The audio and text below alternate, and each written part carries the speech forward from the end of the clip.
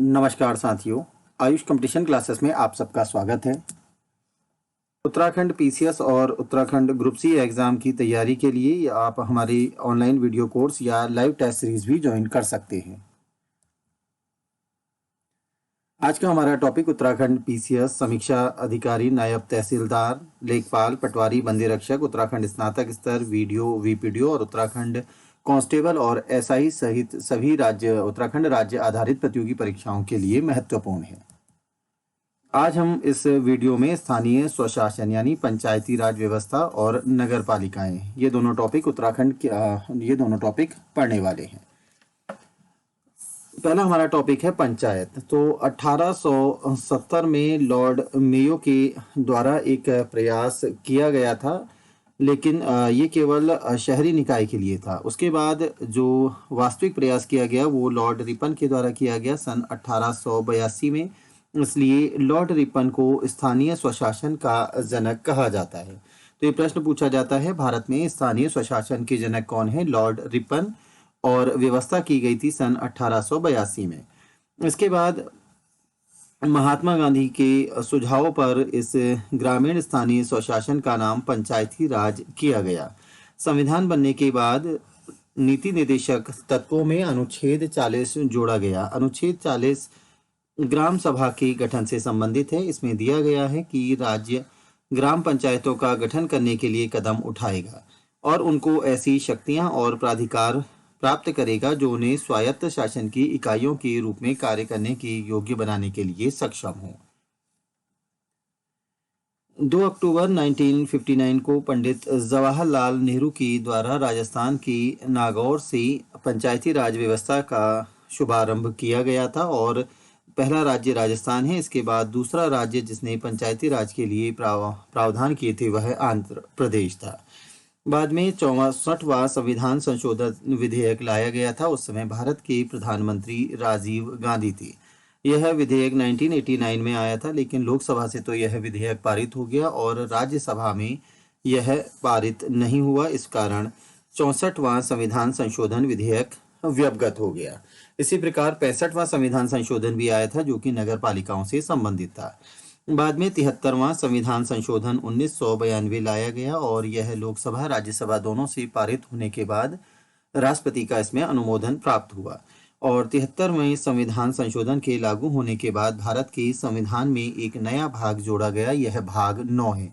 इसी प्रकार संविधान में 16 नए अनुच्छेद जोड़े गए। यह अनुच्छेद 243 से 243 ओ तक हैं। 24 अप्रैल 1993 को यह लागू किया गया। इसीलिए प्रतिवर्ष 24 अप्रैल को हम राष्ट्रीय पंचायत दिवस के रूप में मनाते हैं। साथ ही 73वां संविधान संशोधन लागू होने के बाद संविधान में एक नई अनुसूची जोड़ी गई जो कि अनुसूची 11 है। यह जब संशोधन हुआ उस समय भारत के प्रधानमंत्री पीवी नरसिंह राव थे। साथ ही पंचायतों को 29 विषयों पर कानून बनाने की शक्ति प्रदान की गई। अर्थात इससे पहले जो पंचायत है, पंचायतों को संवैधानिक अधिकार जो संविधान में प्रावधान नहीं किया गया था। पंचायती राज का प्रधान लक्ष्य पूछा जाता है तो इसका प्रधान लक्ष्य है लोकतांत्रिक विकेंद्रीकरण, अर्थात ग्रामवासियों में शक्ति का विकेंद्रीकरण करना तथा तृणमूल लोकतंत्र या ग्रास रूट डेमोक्रेसी। इस 73वें संविधान संशोधन की अनुशंसा को मानने वाला पहला राज्य मध्य प्रदेश था। साथ ही पंचायती राज को वर्तमान में राज्य सरकार का विषय माना गया है। तो 7वें सूची में 3 है, संघ सूची के विषय, राज्य सूची और संवर्ती सूची। तो पंचायती राज जो राज है वह राज्य सूची में आता है। पंचायतों को फंड की व्यवस्था कहाँ से की जाती है? इसका उत्तर है राज्य की संचित निधि से और इस अनुच्छेद 266 के तहत।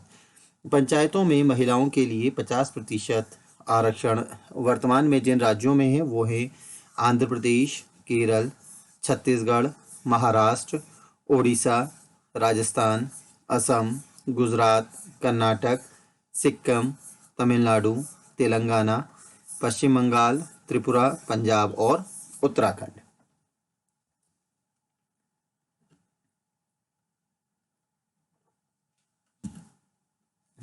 पंचायती राज से संबंधित प्रमुख समितियां।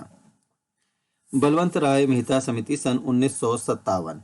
इस समिति ने सुझाव दिया कि पंचायतों का ढांचा त्रिस्तरीय होना चाहिए। ये पहला स्तर है ग्राम स्तर, ब्लॉक स्तर और जिला स्तर। तो भारत में पंचायती राज व्यवस्था बलवंत राय मेहता समिति की सिफारिश पर आई थी, इसीलिए बलवंत राय मेहता को पंचायती राज व्यवस्था का शिल्पी कहा जाता है। इससे पूर्व सामुदायिक विकास कार्यक्रम सन 1952 में और राष्ट्रीय प्रसार सेवा सन 1953 में लागू की गई थी। तो बलवंत राय मेहता का गठन इन दोनों कार्यक्रमों की समीक्षा करने के लिए बलवंत राय मेहता समिति का गठन किया गया था। इसके अलावा है संतानम समिति जो सन 1963 और 1964 में आई, सादिक अली समिति 1964, अशोक मेहता समिति यह 1977 में आई और इसने सुझाव दिया कि पंचायतों का ढांचा द्विस्तरीय होना चाहिए। साथ ही अशोक मेहता समिति ने न्याय पंचायतों के गठन की भी बात की। हनुमंता राव समिति सन 1984, जी.वी.के. राव समिति सन 1985, एल.एम. सिंघवी समिति 1986। एल.एम. सिंघवी समिति जो आई, इसी ने सुझाव दिया कि पंचायती राज को संवैधानिक स्थिति प्रदान की जाए। साथ ही पंचायती चुनाव को गैर दलीय कराने की सिफारिश भी एल.एम. सिंघवी समिति के द्वारा 1986 में दी गई। इसके अलावा के थुंगम समिति सन 1988। तो यहाँ से विभिन्न प्रतियोगी परीक्षाओं में एक प्रश्न पूछा जाता है। अब हम प्रमुख अनुच्छेदों की बात करते हैं। तो अनुच्छेद 243 में परिभाषा दी गई है। अनुच्छेद 243 ए यह ग्राम सभा के विषय में है और ग्राम सभा का यहाँ पर जो अर्थ दिया गया है वह है ग्राम स्तर के पंचायत क्षेत्र के निर्वाचक नामावली में जो लोग पंजीकृत हैं। अनुच्छेद 243 बी यह पंचायतों के गठन से संबंधित है। पंचायतों का गठन 3 स्तर पर होगा, ग्राम स्तर, मध्यवर्ती स्तर और जिला स्तर। लेकिन यदि किसी राज्य की जनसंख्या 20 लाख से अनधिक है तो मध्यवर्ती स्तर पर गठन नहीं किया जाएगा, अर्थात ब्लॉक स्तर पर गठन नहीं किया जाएगा। अनुच्छेद 243 सी यह पंचायतों की संरचना से संबंधित है और पंचायतों की संरचना के विषय में उस संबंधित राज्य का विधानमंडल उपबंध करेगा। अनुच्छेद 243 डी यह आरक्षण से संबंधित है। पंचायतों में अनुसूचित जाति और अनुसूचित जनजाति के लिए आरक्षण की व्यवस्था की गई है। साथ ही 1/3 स्थान अनुसूचित जाति और अनुसूचित जनजाति की महिलाओं के लिए भी रखे गए हैं। साथ ही कुल स्थानों का 1/3 महिलाओं के लिए आरक्षित किया जाएगा। तो जो कुछ राज्य हैं उत्तराखंड के, उन्होंने 50% तक आरक्षण महिलाओं को दिया है, जो हम इससे पहले पढ़ चुके हैं। अनुच्छेद 243 ई यह पंचायतों की अवधि से संबंधित है। पंचायतों की अवधि उनके पहले अधिवेशन से 5 वर्ष तक मानी जाएगी। चुनाव जीतने की तिथि नहीं, चुनाव का जो पहला अधिवेशन है या जब शपथ होती है।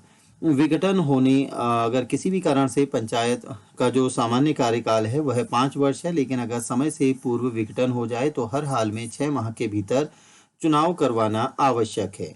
और विघटन होने पर पंचायत का जो चुनाव होता है वह बचे हुए कार्यकाल के लिए ही होगा। माना कि अगर किसी पंचायत का 2 साल के अंदर विघटन हो जाता है तो शेष 3 साल के कार्यकाल के लिए ही जो पंचायत है वह गठित होगी। लेकिन अगर पंचायत का कार्यकाल केवल 6 माह बचा है, अर्थात 4.5 साल का कार्यकाल हो गया है, तो चुनाव करवाना आवश्यक नहीं है। अनुच्छेद 243 एफ यह सदस्यों की निर्भरताओं से संबंधित है और पंचायत का चुनाव वही व्यक्ति लड़ सकता है जिसकी न्यूनतम आयु 21 वर्ष हो। तो चुनाव लड़ने के लिए न्यूनतम आयु यहाँ पर 21 वर्ष निर्धारित की गई है। हाँ, वोटर जो होगा, वोटिंग के लिए भारत में न्यूनतम आयु 18 वर्ष रखी गई है कि एक 18 वर्ष का वयस्क व्यक्ति अपना क्षेत्र में चुनाव का या अपने मताधिकार का प्रयोग कर सकता है। अनुच्छेद 243 जी यह पंचायतों की शक्ति, प्राधिकार और उत्तरदायित्व से संबंधित है और इसी 243 जी में 29 कार्यों की सूची भी दी गई है। आर्टिकल 243 आई इसमें राज्य वित्त आयोग के गठन का प्रावधान किया गया है। राज्य वित्त आयोग का जो गठन है वह संबंधित राज्य के राज्यपाल के द्वारा किया जाएगा और प्रत्येक 5 वर्ष की समाप्ति पर एक वित्त आयोग का गठन होगा। अनुच्छेद 243 जे यह लेखाओं की संपरीक्षा से संबंधित है। आर्टिकल 243 के यह निर्वाचन से संबंधित है। प्रत्येक राज्य में एक राज्य निर्वाचन आयोग होगा जो पंचायत के चुनाव कराएगा। इस राज्य निर्वाचन आयोग का गठन संबंधित राज्य के राज्यपाल के द्वारा कराया जाएगा। तो यहाँ चुनाव कराने का जो निर्णय है वह राज्य सरकार के द्वारा राज्य निर्वाचन आयोग के परामर्श से किया जाता है। तो पंचायतों के चुनाव राज्य निर्वाचन आयोग के द्वारा कराए जाएंगे, लेकिन जो चुनाव की अधिसूचना है वह राज्यपाल के द्वारा जारी की जाती है। 11वीं अनुसूची अनुच्छेद 243 जी, इसमें कुल 29 विषय हैं। ये विषय हैं कृषि एवं कृषि विस्तार, भूमि विकास, भूमि सुधार कार्यान्वयन, चकबंदी और भूमि संरक्षण, लघु सिंचाई, जल प्रबंधन, जल विभाग, जल क्षेत्र का विकास, पशुपालन, डेयरी उद्योग और कुक्कुट पालन, मत्स्य उद्योग, सामाजिक वानिकी और फार्म वानिकी, लघु वन उपज, लघु उद्योग जिसके अंतर्गत खाद्य प्रसंस्करण उद्योग भी हैं, ग्रामीण आवासन, पेयजल, खादी, ग्रामोद्योग और कुटीर उद्योग, ईंधन और चारा, सड़कें, पुलिया, पुल, फेरी, जलमार्ग और अन्य संचार साधन, ग्रामीण विद्युतीकरण जिसके अंतर्गत विद्युत का वितरण भी है, अपारंपरिक ऊर्जा स्रोत, गरीबी उन्मूलन कार्यक्रम, शिक्षा जिसके अंतर्गत प्राथमिक और माध्यमिक विद्यालय भी हैं, तकनीकी प्रशिक्षण और व्यावसायिक शिक्षा, प्रौढ़ और अनौपचारिक शिक्षा, पुस्तकालय, सांस्कृतिक क्रियाकलाप, बाजार और मेले, स्वास्थ्य और स्वच्छता जिसके अंतर्गत अस्पताल, प्राथमिक स्वास्थ्य केंद्र और औषधालय भी हैं, परिवार कल्याण, महिला और बाल विकास, समाज कल्याण जिसके अंतर्गत विकलांग और मानसिक रूप से मंद व्यक्तियों का कल्याण भी शामिल है, दुर्बल वर्गों का और विशिष्टतया अनुसूचित जातियों और जनजातियों का कल्याण, सार्वजनिक वितरण प्रणाली, सामुदायिक आस्तियों का अनुरक्षण। अगला इसमें है नगर पालिकाएं। नगर पालिकाओं के लिए एक नया प्रावधान किया गया था जब 74वां संविधान संशोधन सन 1992 में आया था। इसके तहत संविधान में एक नया भाग जोड़ा गया, भाग 9 का। इस समय भारत के प्रधानमंत्री पीवी नरसिंह राव थे और संविधान में एक नई अनुसूची जोड़ी गई जो कि 12वीं अनुसूची है। यह 24 अप्रैल 1993 से लागू हुआ। कानून बनाने की जो शक्ति नगर पालिकाओं को दी गई उसमें कुल 18 विषय शामिल किए गए। 3 प्रकार की नगर पालिकाएं हैं, नगर निगम, नगर पालिका परिषद और नगर पंचायतें। भारत में सर्वप्रथम नगर निगम मद्रास में 1687-88 में स्थापित किया गया था। अनुच्छेद 245 भी यह परिभाषा से संबंधित है। अनुच्छेद 243 क्यू यह नगर पालिका के गठन की बात करता है। त्रिस्तरीय गठन होगा, एक है नगर पंचायत, दूसरा नगर पालिका परिषद और तीसरा नगर निगम। अनुच्छेद 243 आर नगर पालिकाओं की संरचना की बात करता है। नगर पालिकाओं की संरचना संबंधित राज्य का विधानमंडल विधि के द्वारा निर्धारित करेगा। अनुच्छेद 243 टी स्थानों के आरक्षण की बात करता है। नगर पालिका में अनुसूचित जाति, अनुसूचित जनजाति के लिए और उस वर्ग के या महिलाओं के लिए भी आरक्षण की व्यवस्था की गई है। अनुच्छेद 243 यू नगर पालिकाओं की अवधि की बात कर रहा है। नगर पालिका की अवधि उनके पहले अधिवेशन से 5 वर्ष तक रहती है। अगर कई बार अगर जो विघटन होगा तो विघटन होने के बाद नए चुनाव शेष कार्यकाल जो नगर पालिका है वह शेष कार्यकाल तक ही बनी रहेगी और अगर 6 माह ही शेष हैं तो चुनाव करवाना यहाँ पर अनिवार्य नहीं है। अनुच्छेद 243 सदस्यों के लिए निरर्हताएं। कोई भी व्यक्ति नगर पालिका का चुनाव लड़ सकता है अगर उसकी आयु 21 वर्ष पूर्ण हो चुकी है। अनुच्छेद 243 डब्ल्यू नगर पालिकाओं की शक्तियां, प्राधिकार और उत्तरदायित्व की बात करता है। आर्टिकल 243 वाई में वित्त आयोग के गठन की बात की गई है और कहा गया है कि अनुच्छेद 243 आई के तहत जो वित्त आयोग है वह नगर पालिका के लिए भी वित्त का प्रबंध करेगा। अनुच्छेद 243 जेड नगर पालिकाओं के लेखा की संपरीक्षा की बात करता है। अनुच्छेद 243 जेड ए इसमें नगर पालिका के लिए निर्वाचन यानी चुनाव की व्यवस्था की गई है और कहा गया है कि अनुच्छेद 243 के तहत जिस राज्य निर्वाचन आयोग का गठन किया जाएगा वह नगर पालिकाओं के लिए भी चुनाव करवाएगा। तो इस राज्य निर्वाचन आयोग का गठन संबंधित राज्य के राज्यपाल के द्वारा किया जाता है। तो यहाँ जो चुनाव की अधिसूचना है वह राज्यपाल के द्वारा घोषित की जाएगी और चुनाव कराने का कार्य नगर पालिका के चुनाव भी राज्य निर्वाचन आयोग के द्वारा ही करवाए जाएंगे। अनुच्छेद 243 जेड डी जिला योजना के लिए समिति है।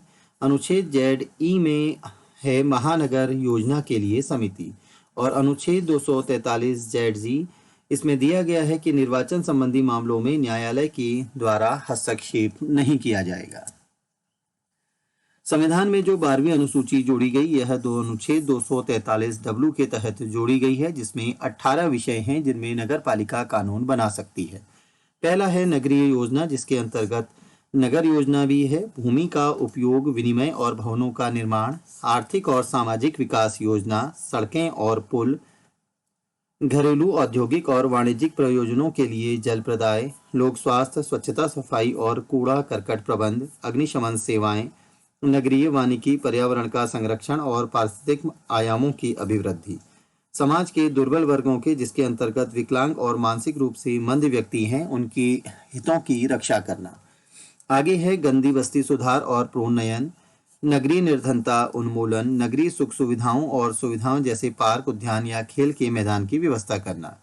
सांस्कृतिक, शैक्षणिक और सौंदर्यपरक आयामों की अभिवृद्धि करना।